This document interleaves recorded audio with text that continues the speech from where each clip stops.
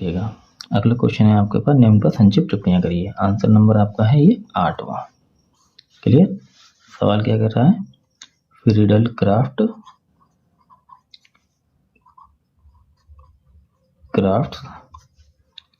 अभिक्रिया। अच्छा, ये दो होती हैं, फ्रीडल क्राफ्ट एल्काइलेशन और एसाइलेशन। लैंग्वेज जो मैं बोल रहा हूँ उसे आप लिख लीजिएगा, मैं तो डायरेक्ट रिएक्शन करके दिखा रहा हूँ। देखिएगा, ये क्लोरोबेंजीन में से करिए, क्लोरोबेंजीन ये करती है रिएक्शन, Cl ले लेते हैं, यहाँ पर SCH3 Cl से रिएक्शन कराते हैं और यहाँ पर हम लोग निर्जल AlCl3 की उपस्थिति में करते हैं। अब चूंकि क्लोरोबेंजीन ऑर्थो पैरा निर्देशीय होती है तो एक बार CH3 यहाँ पर लग जाता है और एक बार CH3 यहाँ पर लग जाता है। इस रिएक्शन को कहते हैं फ्रीडल क्राफ्ट एल्किलीकरण। और अगर हमने यही रिएक्शन Cl से CH3COCl के साथ कराई और उपस्थिति में यही रहने दिया तो आपके पास में यहाँ Cl, यहाँ CO, CH3 और इसी तरीके से एक बार पहला पोजीशन पे CO CH3 लगेगा। ये एसिडीकरण है।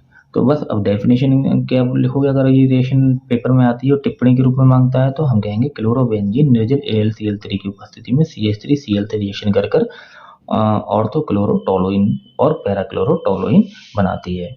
और अगर एसिडीकरण आती है तो आप ये कहोगे क्लोरोबेंजीन निर्जल AlCl3 की उपस्थिति में एसिटिल क्लोराइड से रिएक्शन कर ऑर्थोक्लोरो एसिटाफिनोन और पैराक्लोरो एसिटाफिनोन बनाती है। क्लियर। ये जो मैंने अभी नाम मतलब भाषा बोली है, इस भाषा को आप लिख सकते हो। अच्छा, अगला है ग्रिग्नार्ड अभिकर्मक। नंबर दूसरा है ग्रिग्नार्ड अभिकर्मक।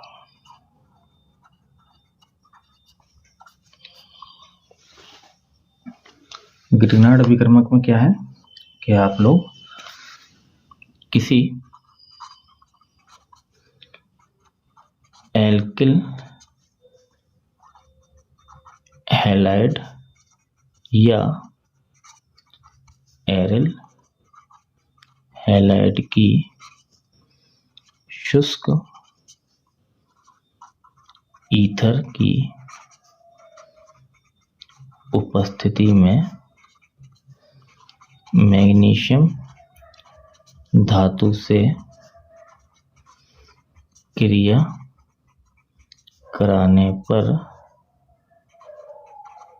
कार्ब धात्विक यौगिक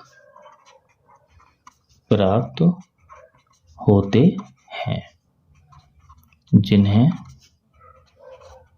ग्रिग्नार्ड अभिकर्मक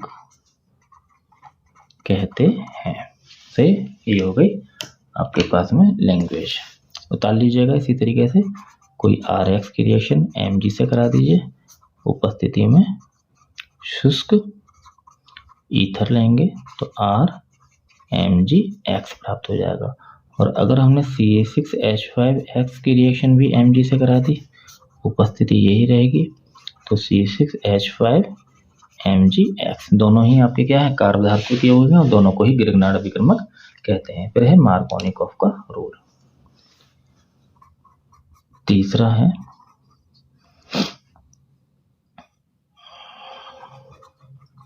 मार्कोनिकॉफ का नियम। तो मार्कोनिकॉफ का नियम क्या कहता है,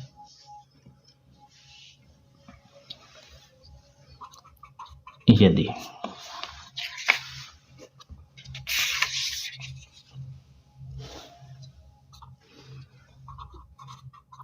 किसी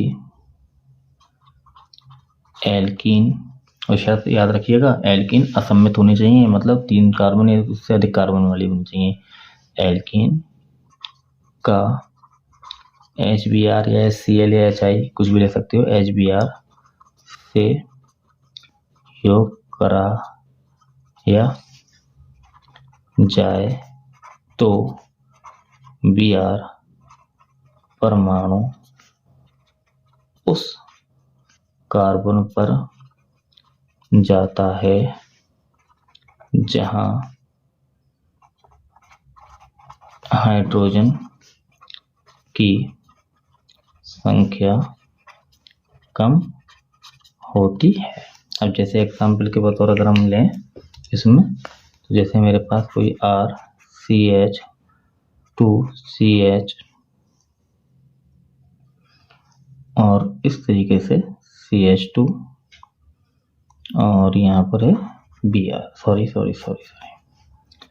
RCH डबल बॉन्ड CH2। इसकी रिएक्शन हमने अगर HBr से कराई तो Br किस पे जाएगा, इन दोनों में से जिस पर हाइड्रोजन की संख्या कम होती है, साफ कह रहे हैं ना कम होती है, तो इस पल पे जाएगा तो ये बनेगा RCH बॉन्ड CH3। सही है, इस बात का ध्यान रखिएगा, ये रिएक्शनों में भी काम में आता है।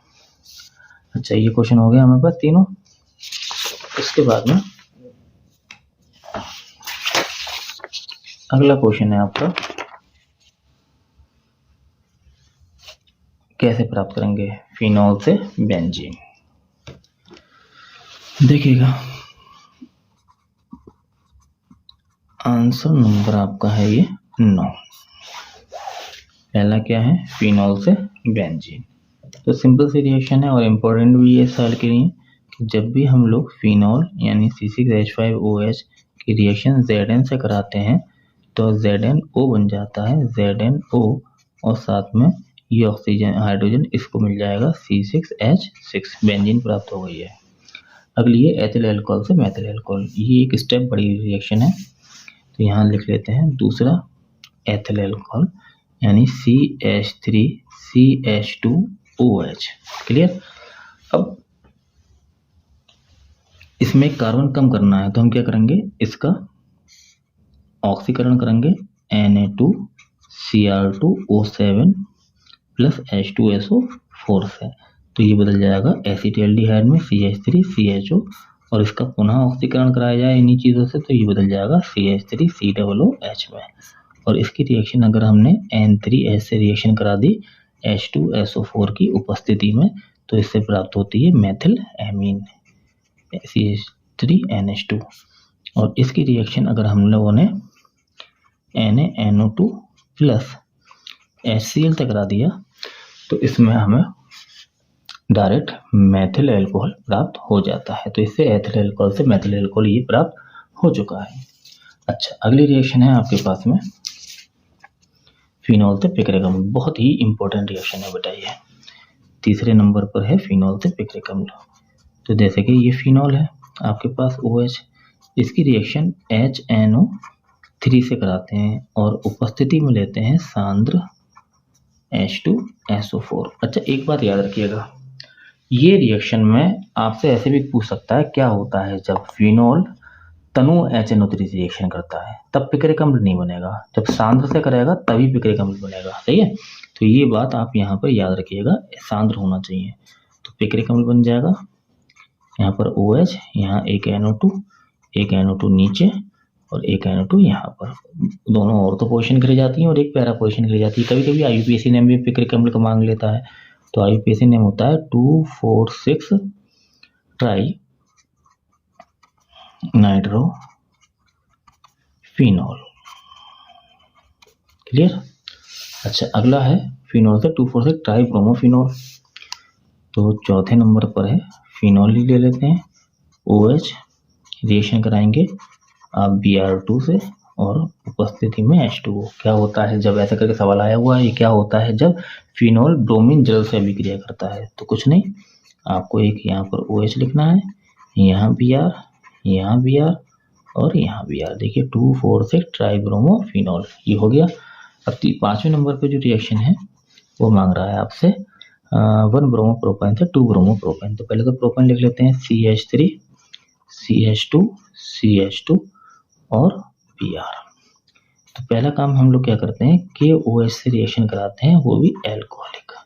तो एल्कोहलिक KOH क्या करता है, विलोपन अभिक्रिया देता है और CH3 CH double bond CH2 यानी एल्कीन बन जाती है आपके पास में। और अभी हमने मार्कोनिकॉफ का रूल करा है और मार्कोनिकॉफ हमसे ही कहता है कि जब भी HBr से यूज कराएंगे तो Br उस कार्बन पे जाएगा जहाँ हाइड्रोजन की संख्या कम होती है, तो Br यहाँ आ जाएगा। तो CH3 बॉन्ड CH Br और CH3। तो देखिए इसका नाम होगा 1 ब्रोमोप्रोपेन, इसका नाम होगा 2 ब्रोमोप्रोपेन। अच्छा, इसके बाद में अगला क्वेश्चन है आपका, निम्न के उपयोग लिखिएगा। तो आंसर नंबर आपके पास में कौन सा है? ये 10वां है। सबसे पहले किसका उपयोग मांग रहा है? उप से संयोजन यौगिक का। तो इसका उपयोग क्या है? तो देखिएगा, पहला उपयोग तो है क्लोरोफिल व हीमोग्लोबिन, ये दोनों हमारे ये प्लांट में पाया जाता है। क्लोरोफिल और हीमोग्लोबिन आपकी बॉडी के अंदर पाया जाता है। दोनों ही चीज़ों के लिए, यानी कि प्लांट के लिए क्लोरोफिल और जंतुओं के लिए हीमोग्लोबिन बहुत ही इम्पोर्टेंट नेसेसरी कंपाउंड है। इनके बिना जीवन संभव नहीं है। और ये दो कंपाउंड जो है, इसमें मैग्नीशियम का ये उससे संयोजक यौगिक होता है, अर्थात केंद्रीय धातु होती है इसमें मैग्नीशियम, और हीमोग्लोबिन में आयरन केंद्रीय धातु होती है। तो क्लोरोफिल व हीमोग्लोबिन के रूप में। दूसरा है औषधियों में। तीसरा है धातुओं के शोधन में। ये 3 उपयोग काफी हैं इसमें। इसके बाद अगला है लैंथेनाइट का उपयोग। तो डाल देते हैं दूसरे नंबर पर लैंथेनाइट। लैंथेनाइट असल में ब्लॉक तत्व होते हैं और इनका अधिकतर उपयोग जो होता है वो क्या होता है? नंबर 1, मिश नामक मिश्र धातु बनाने में। नंबर 2, बंदूक की गोली का कवच, प्लेट आदि बनाने में। सही। और तीसरा है ग्रिग्नार्ड अभिकर्मक।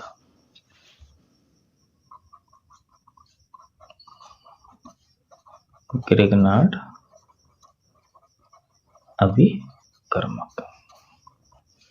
तो देखिए, ग्रिग्नार्ड अभिकर्मक का तो सबसे ज़्यादा इम्पोर्टेंट ऑर्गेनिक कंपाउंड को बनाने में किया जाता है। तो हम यहाँ लिख सकते हैं इसका उपयोग विभिन्न प्रकार के कार्बनिक